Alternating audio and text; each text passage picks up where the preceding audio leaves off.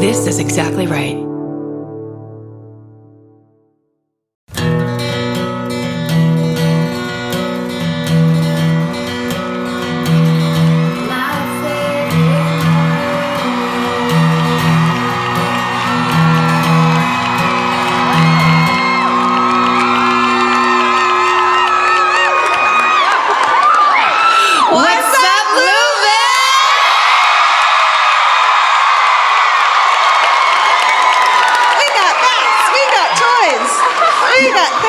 I never knew how much I wanted a bat until tonight. Don't sit down. No, sit down. Oh my God. Sorry. People are like, wait, what? Is this a new thing we're doing? Oh, I had flashbacks to Temple just now. Okay. Did you sit down at the wrong time at Temple? I mean, I was just always begging to sit down. Yeah. You know? Sure. Amen. Amen. Down. Fucking Louisville Slugger. I mean, shit. Yes, definitely that. And also, they fucking gave us, this says my favorite murder on it. And then it says triflers need not apply on the other side. this is a thing, right? That's definitely a thing. Am I playing baseball? Yeah. Stretch it out and like that's Okay. when your post-apocalyptic punk gang goes to kill somebody. Just go ahead and put it across your back. Okay, got it. There's all kinds of things. You can also practice baton. Like if you can get good at baton with a baseball bat, then you'd be really good at regular baton. And it has our name. Oh, it's amazing. Thank you, Louisville. Thank you so Slugger. much. So, Casey Davidson at Louisville Slugger. Thank you, Casey. I don't know if we're supposed to say your name because are you going to get fired for these? You might not have been allowed to make these. She went into the pressing area late at night. Yeah. It was just like TRIFLERES. Do you know I still look at things like this to make sure my last name is spelled right, even though it's like I don't think anyone's going to get it wrong in this room? Sure. I still am like I have bad memories. Well, and you have the soul of a copy editor, so you care about spelling and stuff like that. Yeah. Hi, you guys. What's up? Hi, best friends. You're not going to to see you. believe what we did last night. It is crazy. Don't tell anyone. We fucking performed at the Grand Ole Opry. I walked out and immediately started crying. Yep. Now, that sounds cute and touching and stuff like that, but it's very bad for comedy performance, I have to tell you. It was so crazy. Georgia's like, we're like kind of standing there and I'm like, uh-oh, this is not gonna be good. And then you look and you're like, oh, you're crying. Oh, sorry. You're actually crying. No, but I mean, I think, yeah, you have the faith in me to kind of keep it together a little bit better than that. No, I was hoping one of us would, because I feel like they're expecting it, right? Yeah, I think you're kind of required to. I think you should. I said the word cunt on stage at the Grand Ole Opry.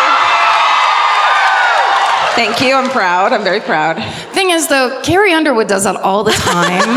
Like, we're kind of stealing her bit a little bit. That's true. Can you imagine? Yeah. I could too. Yeah, I could too. I could. Then we took a little road trip, stopped at America's favorite restaurant, the Cracker Barrel. Oh, yeah.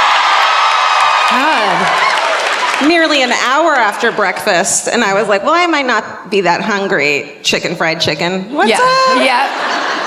You always go in there like, you guys eat, I'll just shop. And then the next thing you know, you're like, I'll have the loaded hash brown casserole. And then a side of loaded hash browns. How does that sound to everybody? Here's the weird thing though. I was like, oh, I need a pair of slippers. Because I like to take any high shoe that I wear off immediately after I wear it, and then slide into a nice pair of slippers, and like, it's the good life. And then we do the meet and greet in slippers, and for some reason, I did not bring my slippers this time, so I'm like, Cracker Barrel, this is a lock. I'm totally getting Cracker Barrel slippers. Yes, you are. Hopefully they're filled with loaded hash brown casserole. Not a fucking pair of slippers in the place. I'm not kidding. What's that about? They're in the gardening supply phase of the year at this point. Slippers are forever. They're eternal. I know that. When do you not want them? I want them always, but I feel like Big Slipper Company hasn't figured that out yet. They're not going to release them like in the summer? Big Cracker Barrel's like, people go barefoot. Right? Oh, that could almost be a bad joke. It's not how she meant it. I guess it's how I meant it. I don't get it yet. Oh. It's like, I think it's a hillbilly adjacent. Oh, please. Oh, I got that, and then I was like, no one cares about. Oh, they do? Okay. I don't know. We're from California. Let's see. Let's say some other offensive shit. Oh, speaking of, this is my favorite part of the podcast. Yeah, hi. Thank you. That's Karen Kilgariff. This is Georgia Hardstark. Thank you. Thank you. And we'll be your moderators tonight. We'll host you through this from the outside of your head. Yeah. It's going to be so weird this time. We're going to read the Cracker Barrel menu. We're not going to stop talking about Cracker Barrel. Then we're going to swing bats at each other. Good. Oh, we stayed last night at an Airbnb. I want to tell you guys about the that they went shopping at Bed Bath & Beyond and bought all of the art there, including like it's wine time for mommy or whatever they have. But we have to also tell them about the surprise chicken strips. Oh yeah, that was awesome. So we got back to the Airbnb after obviously the show, and when we leave the show, we always have you guys bring us presents, and people make us beautiful things like bats with our names on them, and but all kinds of things, and cakes and pies and fucking insane shit. So we're always like, see you later, we're going back to our. So last night we get back, and it was like, unlike, we made a joke that we were gonna split up in the hallway of the Airbnb and just go into our rooms and not talk anymore. Because that's how it is when we go to a hotel. We're like, bye. We get back and we're like, see you at 6 a.m. or whatever's happening. So we're like, well, now we all go back into the living room together. I go back out, I wash my face. Georgia and Vince are sitting in the living room already watching Forensic Files. Yep. It already was on. You can't, even though we're not in a hotel, you can't change tradition. Yeah, you have to. You need to wind down with a little bit of luminol. So, nice glass of luminol. It's luminol. Mommy thinks it's luminol time. Let mommy have her luminol, please. We got to detect blood in this room. We got to make mugs that say this might be luminol. Right? So, as I'm unpacking, trying to find like my basically pajamas that are also my airplane pants, which are also my car pants and before show pants. So I'm unpacking those out of the bag, and I find. Wait, here's what I hear from the other room: chicken strips. I'm like about to go to wash my own face, like a grown-up, and chicken strips. And they were in like one of those old-fashioned paper carton things. Like it didn't have a lid. It was wrapped in paper, but it was 4 chicken strips sitting in a little red and white checked carton in my bag. And you went out, we all kind of huddled around me, Vince. In the hallway, we were like, examining them. Chicken strips. And then Vince was like, oh shit, those were actually for one of the guys at the theater. And anyways, we stole them. But the moment we heard that they were safe chicken strips, Karen and I glanced up at each other, the quickest glance, and then both at the same time ate a bite. Loosely wrapped chicken strips that were also in the bag with these boots and some sweats. I didn't know that part. Other stuff. I didn't know that part. But they were truly wrapped 3 times. Somebody took a lot of care. Whoever was given these chicken strips as a gift was like, fucking thank you. I'm so excited to take these home and watch Forensic Files and eat these. I had to sit through 2 women talking, and what's a podcast? God, and now I gotta hours. It seemed like hours. Now I can finally go home and have some chicken strips. My favorite chicken strips. And for some reason he's like, got called away to business and like, well, I guess I'll put these in her bag. So sorry, Doug at Grand Ole Opry. Was it Doug? I don't know. No. That's a good name. Poor Doug. Poor Doug. Poor Steven. He's not here today. No. You hate him or you? That did not seem to be a negative reaction at all. You're like, finally free! He's not allowed anywhere near places that make bats now. That's right, because of the problem? The mustache and bat problem. Steven, after the movie Suicide Squad came out, Steven started dressing up like that girl. Oh, yeah. I'm sorry. He's listening to this first. I'm sorry, Steven. I'm like the meanest older sister you. He has an older sister. I'm sure she's way nicer to him than I am. Way nicer. Listen, it's 362 days till his birthday, so we can say whatever we want That's to right. until his birthday. Until next birthday. Can I show them your dress? Your beautiful dress? Look at her go, look at her fly. And as a bonus, this was your great idea, I have... No, it's not chicken strip. No, it's not funny, because that would have been amazing. Yes, it is, but here's the thing, though. I hope everyone's going to be able to hear this at home when this is posted, because the joy and excitement in which you guys were yelling chicken strips just now. Chicken strips! Could it be chicken strips? She brought us chicken strips. And then look under your chair, though.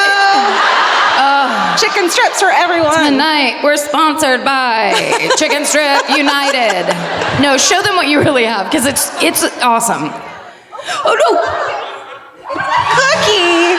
That's Swiss cheese. It's a cookie. And it's from Baked Bakery. They sent us a box of beautiful... Good job, you guys. Those are beautiful. And also, they wrote on the piece of Swiss cheese, How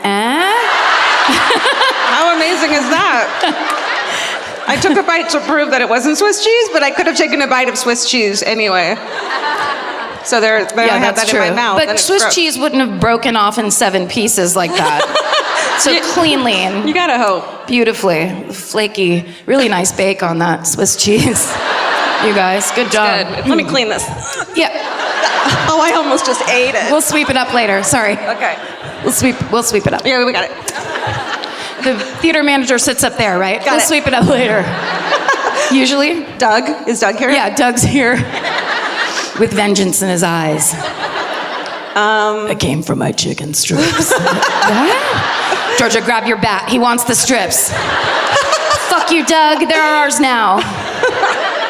What's happening? I'm not sure. Sorry. This is normally in your head, I think. I usually keep it private. I wait till the show's over to do my play. It's your one-woman anger show. Was anyone here last night for the musical version of Cruel Intentions? Yeah. Have you been here since then? That's crazy. No camping out. No. That's not allowed. You have to, they left us a playbill backstage because there's a couple cast members who were murderinos. I know. So now it's our favorite musical. Yep, go support Cruel Intentions, the musical, touring all over the nation. What if someone came here not because they thought it was Phantom of the Opera Part 2, but Cruel Intentions, the 90s musical? And they're like, you're not whoever those people are that are in that movie. No, that's when I was on drugs. I don't know anything about that movie. Sorry. Oh, you're lucky you missed that one. What was that? What was that one? It was. Were people mean to each other? It was like, you know what it was like? It was like when you're like 11 or 12 and it's almost too late to play with Barbies. Yes. You know, but you don't tell anyone you still do. And you think you know what romance is. Yeah. And then Ken and Barbie act them out. It's like that. Oh. And you smash them together and you're like, they're boning. And they're not, but they're just plastic. First you make them do horizontal, then the vert. Yeah.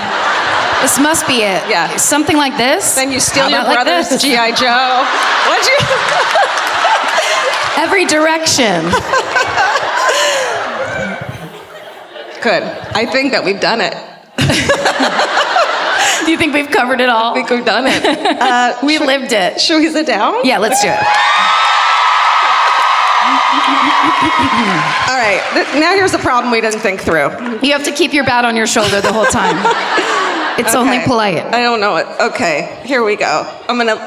Can you lay your bat down? Is that I don't know. sacrilegious? I don't know. All right. I truly don't know what to do. Okay, here we go. There we go.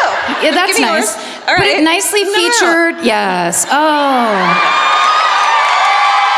Thank you. Georgia lives Instagram. Whether she's taking pictures or not, please set a nice picture. Let me make it look cute real quick. You know? Okay, hi. Do you want to tell them about this podcast? Oh, okay. They know, but every once in a while, you insist upon bringing people who don't know. You get a +1, and then you're like, I know, I'll invite Dan. Dan's the one that knows everything. Dan's the expert. And then when Dan hears that it's a true crime comedy podcast, Dan thinks that's wrong, because true crime usually means murder. There's nothing funny about murder. That's the worst thing that can happen to anybody. Who the fuck do these cunts think they are? Sorry, Dan. Sorry. Jeez, Dan. Dan, we have bats. Dan. You're a little judgy, Dan. No, but so we just like to take this time to tell anybody who isn't familiar with the podcast and doesn't hear it and doesn't know that basically George and I have been obsessed with true crime since we were very young, but also just the way we were raised and our personalities. We process anxiety, horror, the worst things in life through humor, as do many of you. And so that's why not only do we not think there's anything wrong with doing a true crime comedy podcast, but if you don't like it, you can get the fuck out. Hey, Dan, don't leave angry, just leave. Sorry. Well, no. You know what? This is sexist. You spit on your... Did I? Yes. I think that's the highest form of compliment in comedy, right? I don't know. I'm not a comedian. Is me spilling my water? Yes, truly. Actually, backstage, I was like, Karen, I'm trying to work a tweet out in my head, and Karen's the queen of it, so I was like, can you help me? Oh, wow. And so I said it to her, and then there was a beat, and I was like, oh shit, she's not gonna laugh. And then you went, and I was like, oh my God, thank God, I was so scared. It was a thinker. Okay, well, that's not what you want to tweet about. Well, what my advice to anyone who, if you have a tweet and you're not sure, you just let that thing marinate for 48 hours. Just hit cancel or delete, but then it says, do you want to save it? Save that shit. Save it. Read it with fresh eyes the next day. Not ambient eyes later that night. That's what I do. Oh, that's funny. You're like, is this a tweet or am I ordering a VCR off Amazon? It doesn't matter. Do it. Just hit send. Oh, me and the president. Okay. So...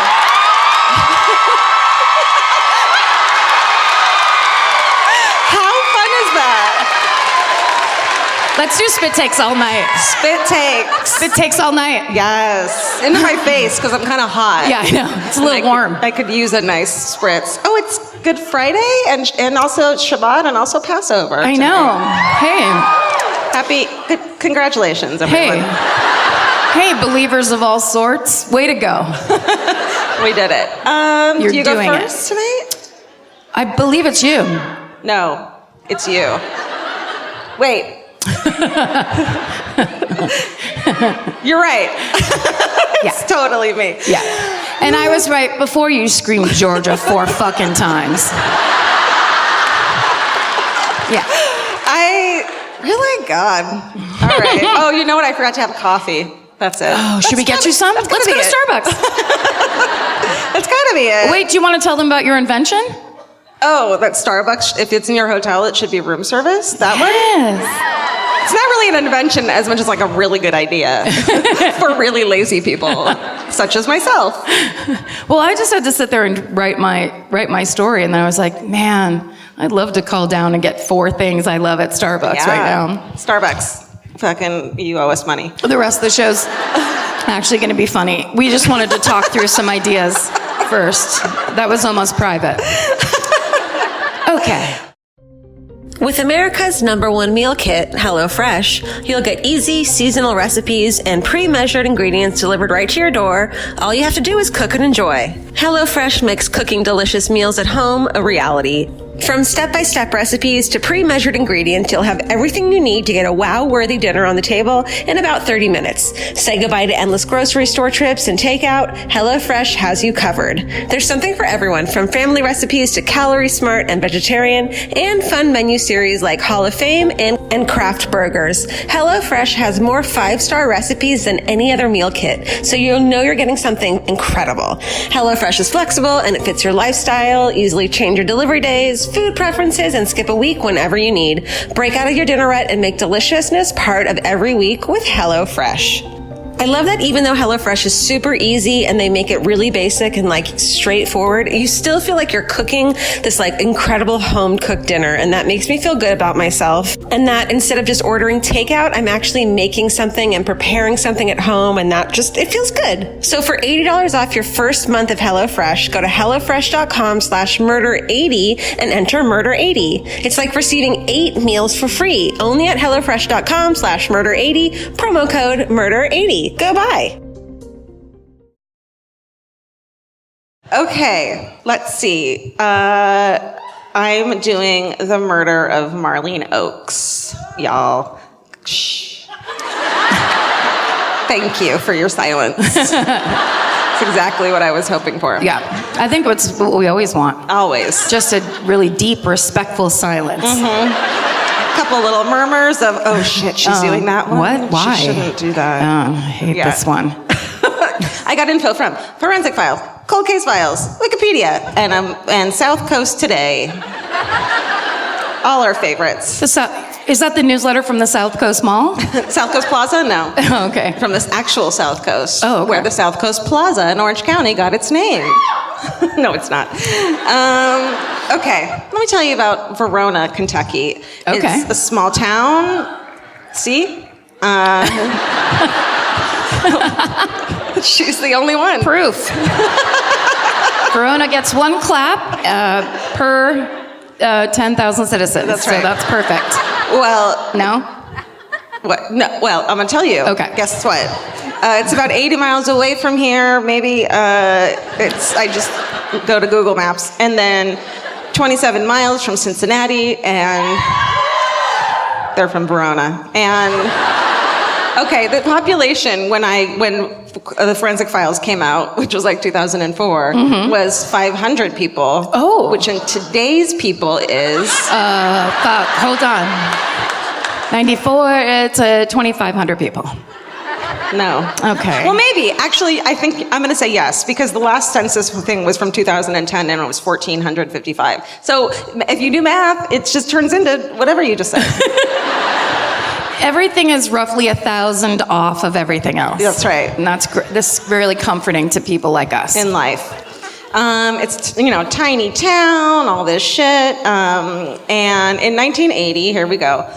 Okay, someone gave us kombucha backstage. Elixir kombucha. Thank you, Danielle. It's fucking great. And I'm going to burp a lot on stage. In 1980, Bill Major and Marlene Oakes Major have been married for 9 years, and they have 2 children aged 8 and 4. I'm going to look over here while I burp. That's yours. But I didn't go second last I night. think Jay fucked up. Oh. That's why I think... Jay! That's why you think what? I think Jay put in it, Georgia goes first tonight. Because that's why I thought I went first. Let's get him on stage. No, he's not here. Let's call him. But I did go first last night. You totally did. No, Oh. you went second. Go. Are you sure?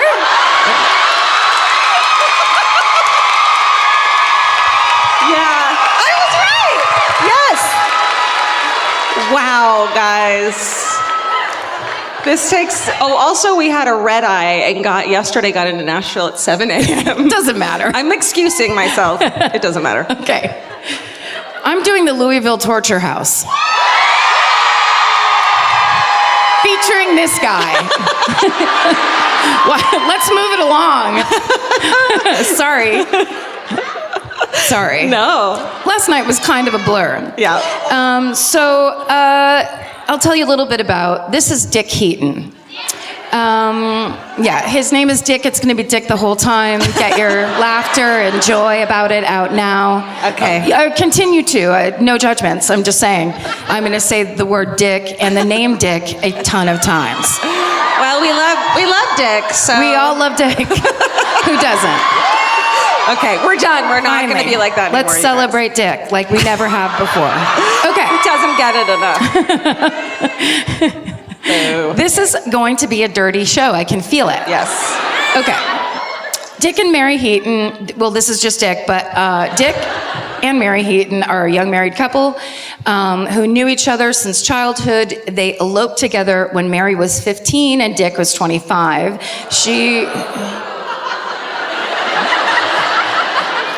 Sorry, this was in 1916.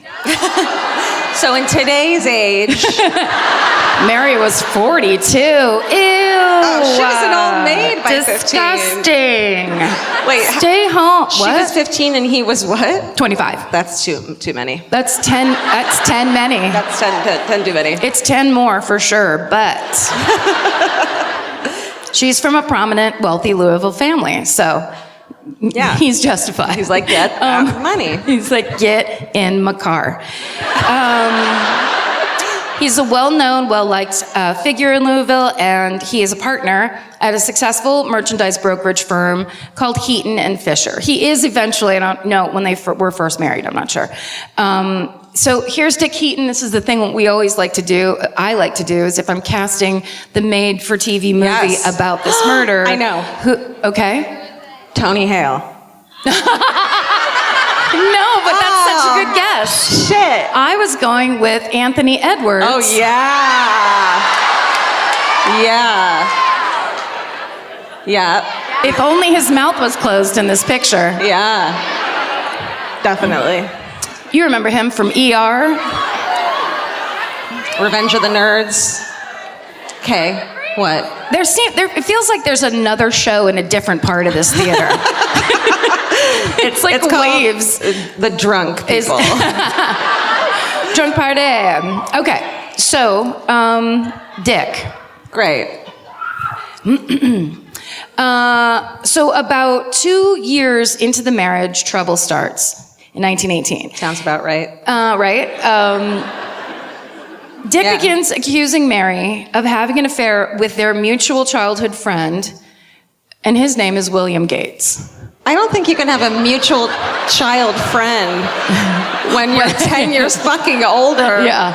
When you're 10 years old when your wife was born. Oh, you're gonna be able to poke holes all over this story. All right. Bill Gates. Bill Gates. Oh, I didn't even catch that. Right. Obviously, if we're casting the made-for-TV movie, Bill Gates. boom. Amazing. Boom. Amazing. Oh, God. And finally. Yeah, I knew it. Yes. I just want to watch him on the screen. He's magnetic and he's an amazing performer. Okay. Mary adamantly denies this accusation.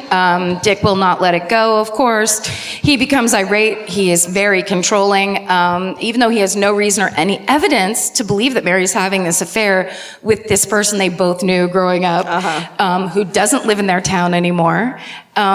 She cannot convince him that it's not happening. And she would later describe Dick's behavior at this time, as being unbearable.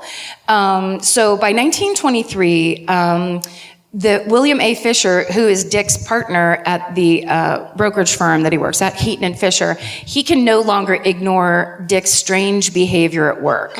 He often leaves the office. Dick. He often leaves the office without warning. He won't tell anyone where he's going or what he's doing. And when he's at work, he doesn't focus on work. He's very distracted. Me too. Right? Works hard. And this goes on for like a year. And then in February of 1924, Dick's paranoia reaches new heights. He hires a female detective from Chicago named Detective Detective Jenny Moore, and she is hired to chaperone Mrs. Heaton, Mary Heaton, everywhere she goes. Oh, is she at least cool? I mean, I hope so. Yeah. She's a female detective in 1924. I bet she's kind of cool. Yeah, I bet she's like, and her name's Jenny. I mean, no, there's no one named Jenny at that. No, right? she's a trailblazer in name and in career. Yep. She wore a wonderful trench coat. Yeah. She never stopped smoking. Night, day, asleep, awake. When do you want to go to the store? Let's go to the store. Stuff like that. I won't tell him. I won't tell Dick. I'll tell you when we go to the store. Okay, so then he tells Detective Jenny Moore has to go everywhere with Mary. Then he tells her that she has to start answering the phone and screen all the calls so that Mary can't answer the phone by herself. Okay. Or first. Dad. Yeah, right? Get off the phone. Then Dick decides that Mary can no longer use the phone without permission or supervision. Meanwhile, the Heatons have 2 elementary school age children. Oh. So this cannot be convenient. Yeah. Or it's insanely convenient. Like suddenly Detective Jenny Moore is freeing up Mary's time and she can really do those manicures and fucking finger wave her hair and shit. Okay. At work, William Fisher finally confronts Dick about his odd behavior and his minimal work hours. So Dick confides in Fisher that he believes, quote, several men are trying to break up my home. Several. That sucks. Because usually when you experience domestic strife in any way, it's because a cabal of shadow operatives are conspiring against you and your marriage, and it's not because you married a high school freshman. It's not that at all. It's the government. It's the shadow government. It must be. Read my website in 1924. Okay. So, Dick then confides in Fisher that, quote, there's only one man left, and as soon as I have attended to him, all my troubles will be over and I will return to the office. But that's not how mental illness works, it turns out. Please watch A Beautiful Mind. He explains that he has rented a house at 637 South 41st Street. You guys know that awesome spot. And he plans to take this man to the house and scare him so badly that he, quote, learns to never cross my path again. Great. Right? So, of course, Bill Fisher, who's this guy's business partner, he's like, yeah, don't do that. Don't rent a house and then trap a guy there. He's saying you're just going to get in trouble. This is crazy. But of course, Dick brushes him aside. He says, you don't tell anybody about my plan or there will be severe consequences. Shit. So now he's threatening his business partner. And he's like, okay, great. See you in the boardroom later on. Oh, here's that house. This is the house Dick rented. Spooky. So. Okay. So he had a lot of money, huh? Yeah, I guess he had some money to throw around and buy houses and capture people that were after his marriage. Right. Okay. So, let's talk about Bill Gates. Microsoft is I was going to bring up a picture of Clippy, and say that's who he really looks like, but then I became very sick of myself and I couldn't do it. Bill Gates is 31 years old. He's Dick's old friend who also grew up in Louisville, where he was and still is very popular, and a lot of people know him and like him.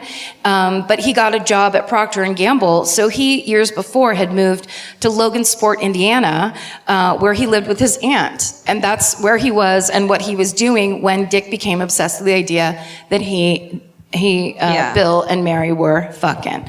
So... Bill Gates has no clue that his old friend wants to kill him and is obsessed with his dick. Bill Gates thinks that their friendship is as strong as ever and just is awaiting cards and letters from him. So Okay, so on the night of Thursday, March 6th, 1924, Dick calls up Bill and asks him to come to his office. Bill Gates is like, my old friend, I'd love to come and see you. Sounds great. So he comes into Louisville. He goes to his uncle's house, puts his stuff there, and he's like, I'm going to go see my friend. I'll see you soon. I'll be right back. Hold on, I lost my place. And now all the words look the same. Something about losing your place, like, it freaks me out. No, it's I'm like, I'll never find it again. And they're staring at me. I can't read. I've never been able to read.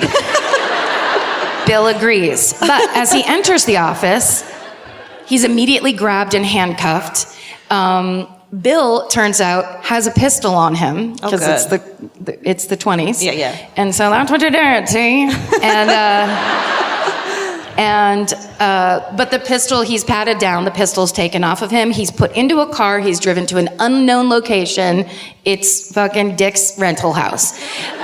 Spoiler alert. So, Bill's taken to an upstairs bedroom, and there he sees there's a mattress on the floor, which is very disturbing for people in the 20s. Okay. Because there were no college students that did that back then. Everybody had a full-on bed frame. Yeah. Mattress on the floor meant super emergency. Okay. Okay. If you don't have rusty old springs, then... Yeah. Those were required. Yeah. They were only like $1 back then. Okay. Mattress on the floor. But worse than that, he sees an assortment of surgical tools in the room. Dear. A surgeon's knife, several pairs of forceps, a hemostat, about a dozen suture ligatures, 2 or 3 instrument trays, a surgeon's apron, rubber sheets and rubber gloves, bandages, medicated gauze. This says... Why would you bandage... No. Yeah. Yeah. For after? Yeah. Yeah. I think at least he's like, I'll take care of you after. Sure. Though. I won't let you. Yeah. You won't bleed out right away. Right. I think is the message. Also, you can tell I cut and pasted this list because then it says absorbent cotton. The touch, the feel of absorbent cotton in your kidnap house. As opposed to what fucking kind of cotton? Come on!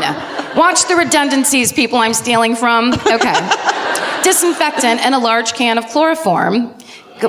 Right? Everything you need to perform a fucking operation. He walks in and he's like, is this a haunted house? This is fake. You know, like one of those fake haunted houses? Yes, exactly. Like, come on. Wait, that's a bowl of grapes. No, it's real eyeballs. So, of course, it's Dick Heaton. It's his doing. This is his whole setup. He forces Bill down onto the mattress and ties him down. And Bill then watches as Dick stuffs some cotton into a funnel and then pours chloroform onto the very absorbent cotton. And then Dick starts to unbutton Bill Gates' shirt. Oh. Cinemax style. No, surgically. And that's when it dawns on Bill. That's when it dawns on That's when it dawns. Finally it hits this dipshit. No. Dick is going to perform some kind of surgery on Bill. Oh, shit. Yes. He's like, I'm good with all these organs. I don't need you to fucking... Buddy, remember when we used to hang out and I loved my liver and spleen? Same, buddy. I haven't changed. While all this is happening, Bill Gates feels something slide down his leg and realizes he brought a second gun with him. Yes. I think that part of the story is the reason I picked this story. Simply. He's like, thank God, back-uppy. I forgot. Imagine being so blasé about carrying guns. You're like, oh yeah, that other one's there too. The other one. Yeah. Good. Great. Very good. Now it's slithering down my leg for some reason. Slithering down, like where were you keeping it? Yeah. Was that your pelvic gun or... Tape it to your hip? Butt back? Butt gun. High butt back? We don't know what it was like back then, and we never will. So we have to lie about it. Okay. So now he makes a mental note, but he doesn't make a move for the gun because Bill Gates, as we all know, is pretty smart. So Dick holds the chloroform-filled funnel over Bill's mouth. Bill holds his breath, fakes like he's passing out. And as he does, he begins to fake mumble about how he wrote his aunt a letter saying that if he ever were to disappear, Dick Heaton would be the one to blame. Shit. That's a lot to get out. Yeah. With a fucking... as I go, what's one last thing? My aunt knows it was you. She's got a letter from me. I wrote it on February 23rd, 1924. Good night.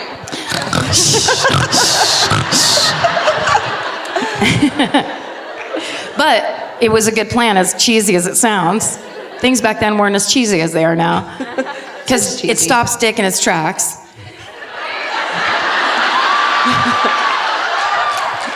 It's any combination of dick and a verb is funny. I don't blame you at all. It's fun. So he buttons Bill's shirt back up. Oh, shit. Sheepishly, I imagine, and goes downstairs. So the next day is Friday, March 7th, 1924, and a man named, I would pronounce that Heidi. Where? Right there. Heidi. I bet one of those stupidities are silent.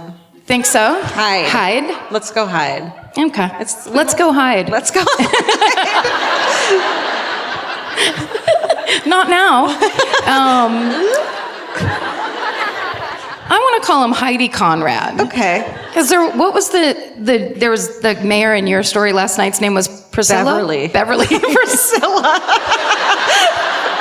No, that was, what's his name's daughter's cat. Remember backstage we met the daughter of... We met Glenn Campbell's daughter last night. And she's lovely. Who is an amazing musician on her own accord, separate from her family. I follow her on Instagram now. But her cat's name is Priscilla. Is that right? Yeah. I remember every cat's name. Not people, though. or which one of us went first or last. I was positive I went first. All right. I think, Go ahead. That I did? No, I swear you went second. I think. It doesn't matter. Yes, you did. It doesn't matter. It does. Okay, so the next day is Friday, March 24th, and Heidi Conrad shows up at William Fisher's office, and he has a note from Dick Heaton, and in it, Dick is asking Bill Fisher to come to the rental house. So Fisher comes hoping to talk some sense into Dick, but when he gets there, he sees that he answers the door and he looks terrible. He's haggard and he looks like he hasn't slept. He's all pale. Because he doesn't have a mattress. His friend's tied to it. How are you going to take a nap? He's just standing around waiting for a proper bed from the 20s. So Dick tells Fisher to stay there and watch the prisoner so he can go home and get some sleep. Oh my God. And Fisher's like, no way, fuck you. You're insane. No. Yeah. Right? And then Dick begs him to please just stay for half an hour so he can at least go home and check on Mary like a lunatic. And then to that, Fisher's like, all right, fine. You can go stalk your wife if you want to. I guess I have 30 minutes. Yeah, that's fine. But I have to be back to the office. I'm running without you. So basically he brings Bill Fisher up to the room where he's keeping Gates. And Fisher sees that the man strapped to the mattress floor, his face is covered with a drape, so he doesn't see who it is. And Dick assures Fisher that the man is sufficiently tied down, won't escape, and then he leaves. And so Fisher's just kind of sitting there quiet for a while, and then he kind of looks around and realizes that he recognizes the hat and coat. And so when Dick gets back, Fisher's like, you have Bill Gates upstairs?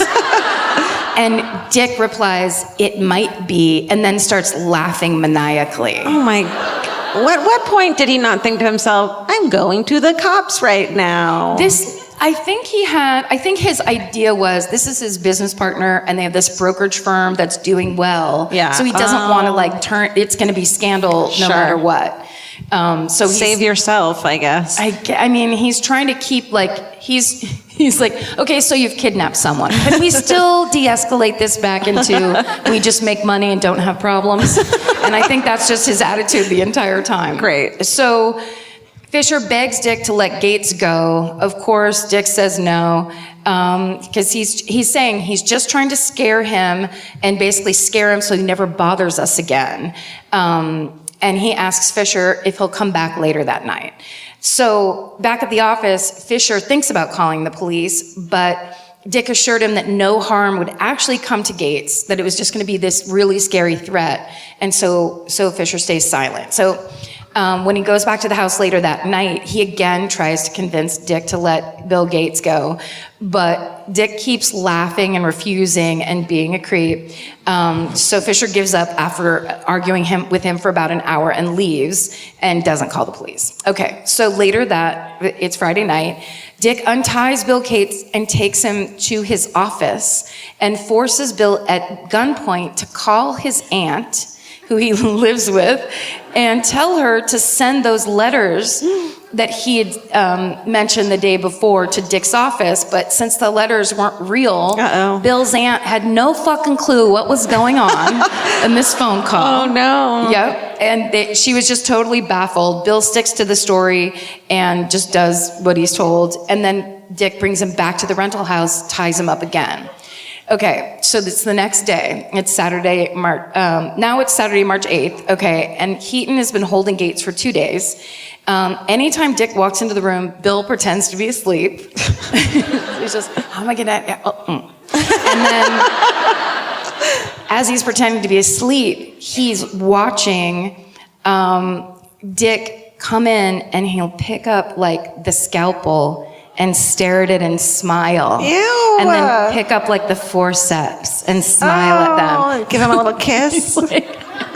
That's creepy. Kiss a scalpel and then your lips are bleeding and you're smiling. Oh, no. Oh, I forgot to tell you, this story is what the movie Saw is based on. Did you know that? Crazy. It's not. Okay. So it goes on all day long. So finally, Bill is going insane. He's like, this is the fucking creepiest thing of all time. And he knows something bad is coming, obviously. This guy is not well. So he tells Dick, this is the classic move I recommend it to anybody if you're ever in a pinch. Tell the person you have to go to the bathroom. Yeah. Dick unties him from the mattress, handcuffs him, leads him down to the bathroom, lets him go. When he comes out, Dick walks him back to the mattress and uncuffs him so he can tie him back down the way he has him. And that's when Bill reaches into his vest, pulls out the second secret gun, points it at Dick, tells him to put his hands up, but Dick reaches for his own gun because everyone's got a gun. And when he does, Bill shoots Dick once in the neck and another time in the chest just above the heart and kills him dead. Yeah. Wow. So Bill Gates, having just murdered Dick, runs down the stairs. He's running for the front door. I gave you that one for free. Runs down the stairs. He's running for the front door, but on his way out, he hears a sound going, "Who's there?" And is it a ghost? And he says, and this is when it turns into the scariest ghost story of all time. No, it's Mary Heaton. And so she says it's Mary Heaton. Someone says who's there. I guess it's Bill Gates says who's there. She says it's Mary Heaton. He runs past her out the door. He keeps running. He runs all the way back to his uncle's house where he was staying, where he had disappeared from 2 days ago. Gets all the way back there. So the Louisville police bring Mary Heaton in for questioning. And she tells them, she goes upstairs and sees her husband lying dead on the ground. So she goes with the police, obviously. So she tells the police all about her husband's false accusations, about the affair with Bill, and about Detective Jenny Moore, and basically that she's been a prisoner in her own home for 4 years. Mary says that Dick had told her about the plan to scare Bill Gates, but because of the phone privilege issue and the detective babysitter issue, she was unable to tell anybody about it or warn anybody. And so police then questioned Detective Jenny Moore, who confirms all of Mary's story. So it's actually kind of lucky that she's in the mix because it's so insane that everyone's like, sorry, what? What is this? Yeah. So Mary says that Dick had come home briefly on Friday to tell her that he had captured Bill Gates. Oh my God. And she says that he was laughing maniacally when he told her. Oh, so much maniacal laughing in this story. Yeah. I hope Anthony Anderson is really good. I mean, Anthony Edwards. Anthony Anderson is the star of Blackish, and that would be a different story altogether. So he laughs, tells her he has Bill Gates. Mary's scared shitless. She doesn't know what to do. So on Saturday, after still not having heard from her husband all day long, she goes to the rental house. She sneaks away from Detective Jenny Moore for 1 second to go to the rental house to see what's going on. And basically, when she walked in is right after Bill Gates shot her husband to death. Yeah. So William Fisher arrives at the police station, finally wanting to share the news that he has about what Dick's been doing at the rental house. Oh, are you ready to talk? Yeah. You ready to share? Guess what, Bill? You're a day late and $1 short, so get the fuck out. But he basically attests to how Dick's behavior had been growing more and more erratic at work. You brought Dan, didn't you? Dan. Oh, Dan loves it. Leave him alone. I want to think that you were laughing at something I was doing, but that seemed like a private joke between the two of them. Or a grab or something. Oh. I don't know. It is a dirty show tonight. Get yours, Dan. Okay. I'm almost done. And then you guys can be together. Okay, so essentially that Bill Fisher's there saying this guy's been a fucking nut at work for a long time, goes through all the issues. Dick's been a nut the whole time. Dick's been a fucking nut. I'm sorry, I'm 12. I still play with Barbies. He tells police he begged him not to go through with it, apologizes for not coming to the station earlier. And sorry. Now, right? Because now he's consumed with guilt, because if he had gone in earlier, maybe Dick Heaton would not be dead. And he wouldn't have such a great business partner to work with anymore. So then they bring in Heidi Conrad, probably Hyde, but I'm calling him Heidi, the guy that brought the note, and he states that he'd known both Bill Fisher and Dick Heaton for a while. He was the organist at the local theater. Oh. That's what he did for a living. Okay. But he was friends with these big brokerage dudes. He'd receive a call from Dick on Thursday asking him to come to his office at 6 o'clock that night, and once he was there, he introduced Heidi to a man named Frank, and then he gave him instructions to go out to the car and wait as he and Frank wait for them to leave the office and then follow them in his car. So he waits and then sees 3 men emerge from the office and hop into the car. He follows the car to the rental house. He follows them inside, where Frank and Dick take this 3rd man upstairs. I'm just trying to think of what other bad name. Harry and Dick, I guess, could be good. Oh, yeah. Frank isn't working, but they take this 3rd man upstairs. Basically, Heidi witnesses everything that happened. He then tells Heidi to take Frank to the bus depot, buy him a ticket for Indianapolis, then go to the hotel where he'd been staying and where Frank had been staying and settle his hotel tab. But when Conrad asks Frank what's going on, Frank says the man upstairs is someone who'd stolen something from Dick, and it's okay, and he doesn't need to worry. So Heidi Conrad doesn't feel good about any of this. He follows through on the bus ticket ask, but then he doesn't go to the hotel. Instead, he spends the night at the rental house, leaves the next morning, and tells Dick he will not be coming back. Oh, so he participates thoroughly, and then is like, and that's plenty for me. So here is the room where Bill Gates was held. Oh. That's the mattress on the floor. Gross. And isn't that creepy? Oh, it's so creepy. Oh, the 20s were creepy. Then, in the middle of all this, Bill Gates arrives at the police station to turn himself in. Okay. So he gives his account of what happened. He tells about the whole kidnapping, being held hostage in the Riddle House, finally killing his own captor. It checks out with everyone else's stories, but they still have to charge Bill with the murder of Dick Heaton. So the case goes to trial. This is my favorite headline of all time. Former local man. What? What's this kind of man now? So we don't care. Yeah. He's from Louisville, but he left, so he's a former local man. He's not one of ours. Monday, May 12th, 1924, the judge rules Bill Gates acted in self-defense. He's found not guilty, and he walks away a free man. In the meantime, the police have identified this Frank as Indianapolis private detective Frank Cordell, and he and Heidi Conrad are tried as accomplices in the kidnapping. Conrad's case is dismissed because he clearly did not know what the fuck was going on. But Frank Cordell, however, admits to having been a part of the kidnapping. He just didn't know the severity of Dick's plans. So Cordell ends up getting 60 days in jail. In the end, the police theorized that based on the amount of surgical and medical equipment in the house, Dick Heaton was planning to castrate Bill Gates for the imagined crime of sleeping with his wife. Oh, no. And if Bill hadn't brought his second secret gun with him and outsmarted him, he would have gone through with his insane plan. And that is the bizarre story of the Louisville torture house. Oh. Did you have a question? No. Or a concern? I just wanted to say that Dick would have taken his dick. But that's not what that is. And we've had enough dirty jokes for the already. night. Stop it. Everyone. Great job. Thank you. That was fucked up. Thank you. Right? So I go second? What are you doing? What are you going to do tonight? So we're back in Verona.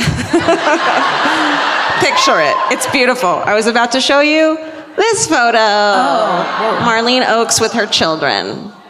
Adorable, lovely. And this story, you feel like it's a regular, the husband did it story. And then there are twists and turns and fucking, he did it. But there's crazy shit happening. But it's crazy. Okay. Spoiler alert.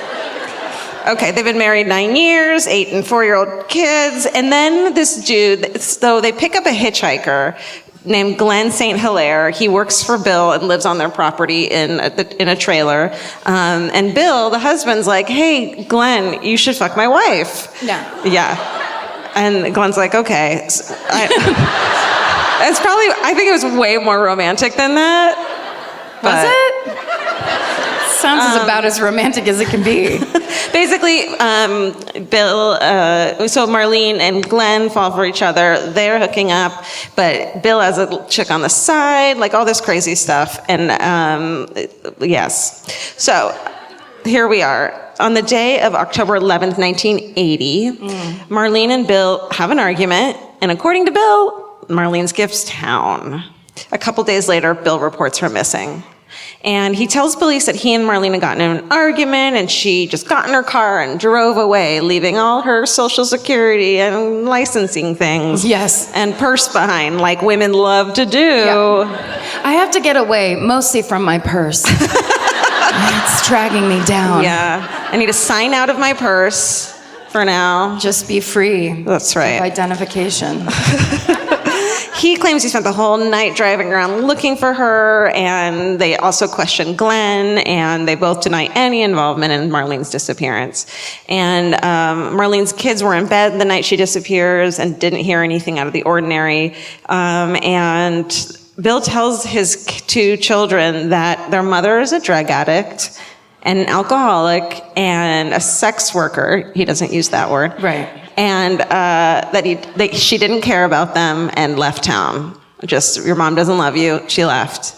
I'm the daddy in this situation. He says, so the next, within a week, okay, wait. Police find no evidence of a struggle in Marlene's home or in Glenn's trailer, and they really try to find her. Her dental records are faxed all over the U.S. in case there's, an unidentified body, but there's no new leads, and the case goes cold. A week after Marlene disappeared, Bill Major took his 2 kids and moved from Kentucky to Pawtucket, Rhode Island, where his parents live. Nuh-uh. That's Marlene Oakes and Bill Major, and yes, Siamese cats usually don't like assholes, but that cat doesn't look happy. He doesn't. He's definitely stretching away. Yeah. Look how cute she is. Okay. So, Bill remarries pretty quickly 1 year later, and the kids are raised with this asshole. So, the daughter Lalana and her brother Donald grow up believing that their mom ditched them, and their father is, of course, extremely abusive. Lalana remembers her father beating up her brother so bad once that Donald couldn't pick himself up off the floor. And in the Forensic Files episode, they show a photograph of the kids from that time, and he's smiling, but he has a fucking black eye. He's like a little 8-year-old. It's the saddest thing you've ever seen. They both have to miss school to hide the bruises all the time. And it turns out he's also sexually molesting both of them and raping them. Yeah. He's a fucking monster. Yeah, so he's a monster. Eventually, Lalana gets the courage to tell their new stepmother what's going on, even though the dad, this fucking asshole Bill, had threatened that I'll kill your brother if you tell, I'll kill your sister if you know. And they, of course, believe it. The stepmother eventually gets around to calling the cops, but this first time around, she confronts him and he says that he'll never do it again and he has a problem and all this crazy shit. But eventually, Bill, when Donald's 13, he tells his stepmother again, the cops are called, and Bill is immediately arrested for first-degree sexual assault. Good. Yes. Yeah. He's convicted in 1985 and sentenced to 15 years in prison, and now 9 and 13, Lalana and Donald moved back to Kentucky to live with their maternal grandmother. And one day, Lalana, and this chick is such a fucking badass. She's interviewed throughout the whole of both of these episodes, Forensic Files and Cold Case Files. I mean, the courage this woman has is insane. When she's a kid and she's living with her grandma, she asks, why did my mom leave? Have you heard anything from her? And her grandma is quiet and then says, your mom's dead, your father killed her, tells her. It's awful. And also the stepmother who told finally and who fucking skedaddled after that, thankfully, she also gave the mom back her wedding ring, which turned out to be Marjorie's ring. So Gave it to the grandma? Yeah. Yeah. So Bill is released from fucking prison after serving 9 years. 11 years. I mean, it's a little better, but not much. Well, no. It doesn't make a... Still, yeah. So in 1996, in Kentucky, here in Verona, they're trying so hard to pin this on him. They know he did it. They just don't have a body. They don't have enough evidence that he did it.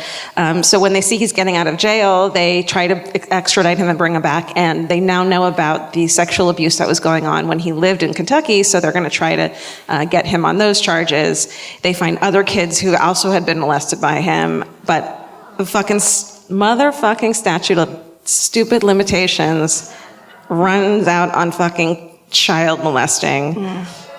Yep, I know. And he's let go and he goes to live in Fairhaven, Massachusetts, with his third wife. How do they do it every time? He has 5 total.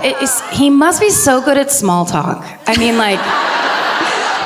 He's good at small prison talk because they had been corresponding when he was in. Oh, yeah. The romance of the incarcerated man. I see. You know. He's dangerous. He's a bad boy. No, he's a literal monster. Well, she thinks he was in prison for robbery. But eventually, Bill's fucking dad calls her and is like, yo, your husband's a fucking pedophile. And she stays with him. I know. I don't know. That's the thing about being a rebel. Oh, this is Lalana. She's such a fucking badass. Nice. So, no? Okay. They're confused. Okay. He moves away, but Lalana is determined to put him back in jail, so she decides to investigate the fucking disappearance on her own. Nice. And she starts watching old murder investigation shows. Yes. I'm sure, like the ones she's eventually on. Yes. And she's like, I'm going to learn everything I can about luminol and also about investigating a crime, and I'm gonna fucking take care of it myself. It's amazing. When she's only 20, she's given access to her mother's cold case files, and in it, she finds that on the day of her mom's disappearance, Marlene had told her sister that she had proof against Bill, and if anything happened to her, the information would go to police, and that she also tells her that she's planning on leaving Bill. And it turns out that Marlene had kept a diary that she had given to Glenn, old in the back dude. Yeah. She was hooking up with. Her lover. Her lover, thank you. Because she was worried Bill was going to do something to her. And when Marlene had disappeared, Glenn knew she wouldn't have abandoned her kids, so he had given them the diaries to the police as evidence. And in the diary, Lalana finds entries that imply that her mom had found out about him molesting Donald, that she had walked in and seen him with her son and was like, you motherfucker. And it says he tried to hide what they were doing, but I know what I saw. I guess I died inside. I told him not to touch me ever again, and if he ever touched Donald, I'd kill him.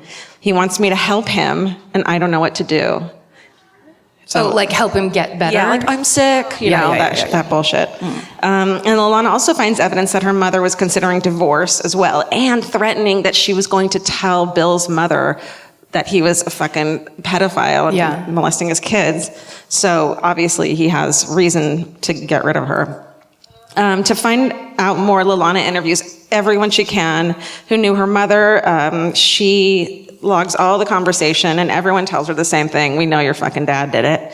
And let's see. And then Lalana discovers that 1 year after her mother's disappearance, a hunter had found a human skull in a rural strip of land just a mile from her home. I know. And the bones had been too badly degraded for DNA at the time. It was fucking 1980. And, but there were no teeth and no jaw, so it couldn't be identified. And it was a Caucasian female, approximately 30 years old. But Lalana's convinced it's her mother's skull, of course. It's almost 20 years later, and Lalana she starts digging herself in that area, trying to find the rest of the body. It's insane, this poor woman. And she learns that there's new forensic testing that might be able to help her. It's 2001 now. And so it's gonna cost 20 grand to get the DNA tested.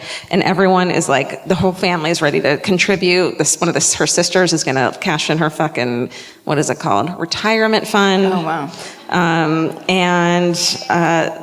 Let's see. But finally the town's like, no, we'll cover it. We got it. Thank the city you. of Verona? Yeah. Way to go. Yeah. Okay, so it's from 2004, the forensic files. So they explained to you what the new thing called mitochondrial DNA is. Oh. What? That sounds like bugs. It's really cute and quaint. We're like, we know, this is your new luminol. Okay. And so it's tested and against Lalana's saliva, and it matches that this is, someone related to her. It's her mother. So with new scientific evidence and the diary, prosecutors are finally able to build a case against Bill. And also, let's see here. There we go. Bill's dad, James, is like, fuck this guy. I hate my son, essentially. Truly. Yeah. He's an 81-year-old retired truck driver, and he's interviewed in the cold case files, and oh, what a beautiful interview it is. Truly salt of the earth. He comes forward and he's like, my son called me when he was in prison for that second time and told me he fucking did it and told me how he did it. He said, quote, he told me he pumped 6 bullets into her and threw her in the back of the car and then drove to Florence and walked her up into the woods. This motherfucker. Okay, so prosecutors believe that Marlene discovered that her husband was sexually abusing her kids and was going to use that information to divorce him and take the kids. So let's see. There's a rule that just if you can confess to someone, but unless there's a backup, it doesn't count. You know, it's hearsay, I think is the word we use now, and that I didn't write down. So It's like, listen, I have to tell you a secret. Oh, also, this is my backup, Connie. Okay, anyway. So, but Bill's dad, James, is like, let's wire my phone and I'll call him again. And so he does it. They fucking wire him, his phone up, and he's like, did you do it? And he's like, basically. And they're like, well, you're arrested. Yeah.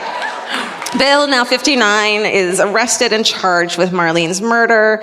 And during extradition to Kentucky, he confesses to the local sheriff. I'm sure the sheriff was like, yes, Yeah. the fucker. It's mine. Yeah. He tells him he shot her twice in the head and 4 times in the chest, which is, he emptied the gun. Like, it's insane.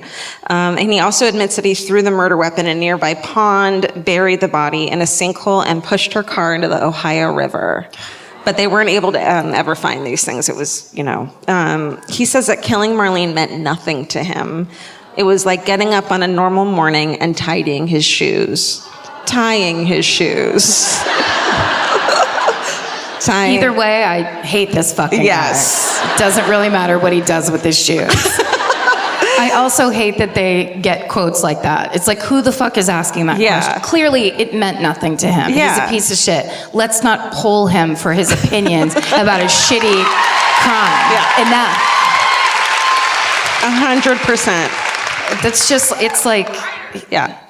In 2003, the case goes to trial, and Bill's defense lawyers argue that Bill had a stroke in 1995, and then anything he had said after that couldn't be trusted. Blah, blah, blah. Wait, so... No. So, meaning, like, yeah. So fucking Grandpa James was like, well, I'm going to testify then. And he... Did he? Yeah. He's like... This guy. He gets up on his Louisville Slugger. He's like, out of my way.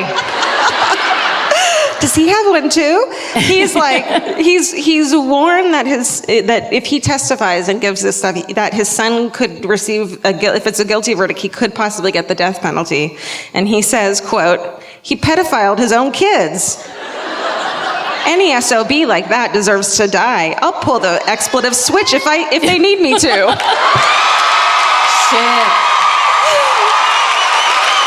Shit. And Lalana and Donald testify against their fucking father in trial. That's right. Beautiful. It takes the jury only 43 minutes to find Bill Major. What did I say?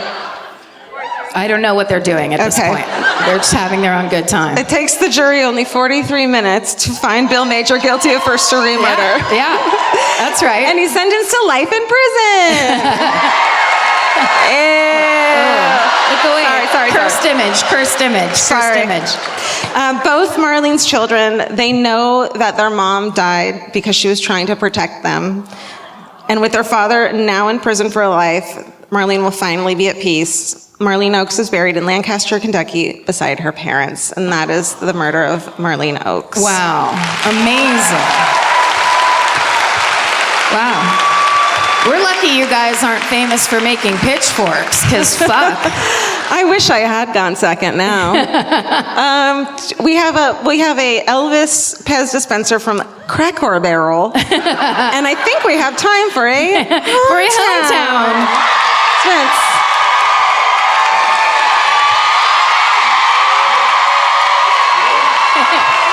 It's Vince Averill, What is up? everybody. What is up? It's Vince Averill. I've just been spending some quality time with my own Louisville Slugger back there. Yes, that's right. Vince got one too. They put his podcast name on it. Goddamn. We watch wrestling. Check it out. Thank you. I'm going to have to go all the way out there. So Okay. Just so you know. All right. Thank you. That side? Walk towards Okay. Vince if Okay. hometown. Now we have rules. Okay. You should hear them because you've never been here before, sir. Rules and regulations. We so very much would love it if it was a Louisville native hometown. We don't know how to ask this question in a way that gets through to those types of people's heads who are like, I'm from Cincinnati and I'm going to tell my story tonight. Don't be that person. We beg you. It could also be nearby, obviously, but it's so much more fun when it's here. And also, obviously, you can't be so drunk you can't tell your own story. It needs to be quick because we're always on a clock, and it needs to have a beginning, a middle, and an end. If you don't know the end, if you don't know the details, if you don't know how it ended, you learn it and come back another time, is my advice to you. Okay, now George is going to pick a hometown. You in the glasses, next to your... All right. Okay, go to Vince over there. Chosen. Go to Vince over there. I'm sorry, everyone else. Good luck, players. I can see all your faces, and it breaks my heart. Yeah, can we bring the lights down because people are glaring at us now. They're pissed. They are mad. Here we go. Hi.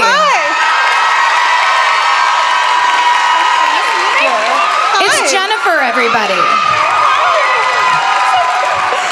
Come here. So you go in the center. You looked so eager. Don't let me down, Jennifer. Oh, well, I know. It's a lot of pressure to start. Okay. Because I am from Cincinnati. That's okay. However. Oh, wait. Sorry. Are you being serious? I swear.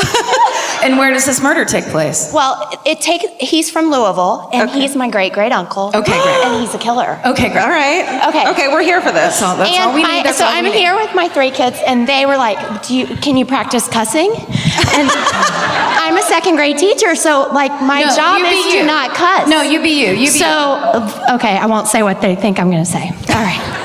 So I called my mom, and I was like, they called somebody on stage for a hometown murder, and she's from Kentucky, and she was like, well, your great-great-uncle was the last man hung in Indiana. Okay, so I wanted to hear. So his name was George Washington Barrett, and he was born in 1899, and he was a great guy, so he ran moonshine and stole things his whole life. Sure. And one time he got really upset because his mother whipped his 11-year-old son, so he shot her.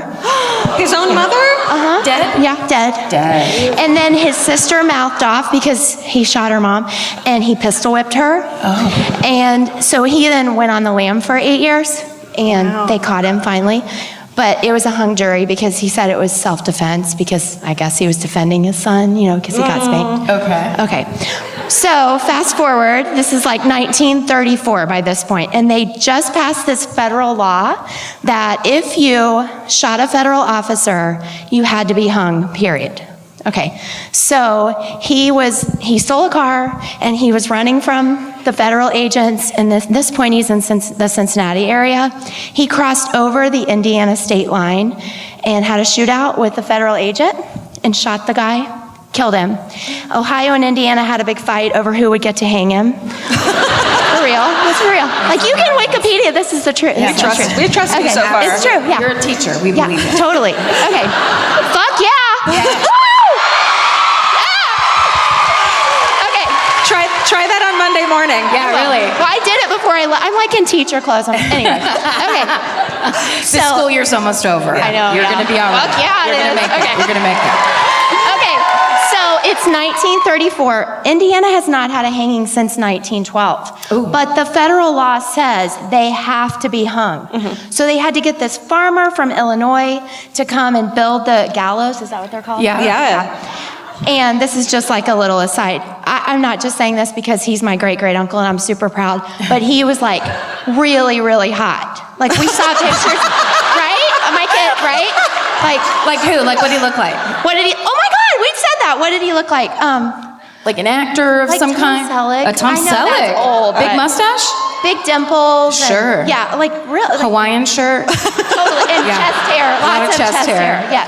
Okay. Hot. He had a glass eye. This is important to the story. Okay. So anyway, he got injured in the shooting, and his leg, he was in a wheelchair. Like in some of the old pictures, he's got his legs straight out. Anyway, and he had a glass eye. I said that. Yeah. Got it.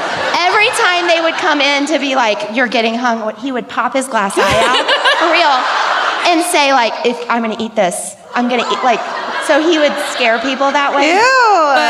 It's gross, right? How is that a threat? I don't know. Go ahead, you stupid fuck. Right. Is my answer as the So apparently there were like thousands of women. Am I taking too long? No. There were like thousands of women that were writing in saying they wanted to come and watch it, but whatever. Okay. So they build these things to hang him. The gallows. The gallows, yes. And the sheriff, this is awesome, was only 5 feet tall because he used to work for Ringling Brothers. Oh my God. Glad you picked me? Yes. Totally. Okay. So he was 5 feet tall and he couldn't pull the whatever. I feel like it's like Price is Right. We're like The lever, yeah. Yes, right. He couldn't spin the wheel fast enough? Yes, Okay. right. Good, so good, they good. so they had to have somebody help him. Oh, no. Yes. Okay. Was it a really fat lady or a really tall man? Well, she had a beard, but she wasn't that fat. Okay. Got Nice up on his one. shoulders and Right. Yes. Okay. So they did it and they hung him, and so he was the first man ever hung by this law, but the last man ever hung in Indiana. Wow. Unbelievable. Jennifer, everybody. Oh my God, Jennifer! Jennifer, You killed it. congratulations. Oh shit! You don't get it now. Great job. Good job. She hugged me and like, it was such a second grade teacher. You're so pretty. Wow. She brought the circus into it. That's going to be the new rule. That's the new rule. If you can't bring the circus into it, fuck off. Oh my God. I'm picking more people who look like they're about to have a seizure in their chair with their hand up. Yeah, that's how we figure it out. That's right. Wow. Louisville. Great job, That everyone. was amazing.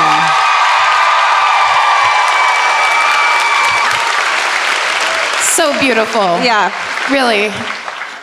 What a fun thing to come and spend time with all of our best friends that we don't know that well. It's such an honor. Yeah. And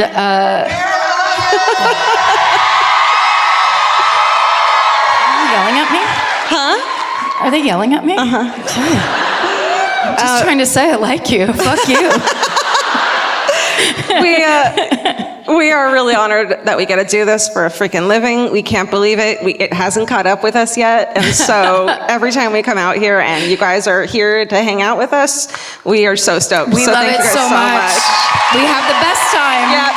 We get to do this for a living now, and it is the most fun thing in the world, and it's a true fucking honor that we started a podcast so we could talk to each other about this thing that we like so much, and all of a sudden this community grew up around it of people, beautiful, intelligent, sensitive people with really bad anxiety who really like murder. And now you're all getting to know each other, and this thing is growing in these ways that we could have never predicted, didn't plan, and are enjoying watching it as much as you are. So thank you so much. That's right. Of course, stay saved and do God's missions, please. If you can, but also stay sexy. And Thank you, Louisville.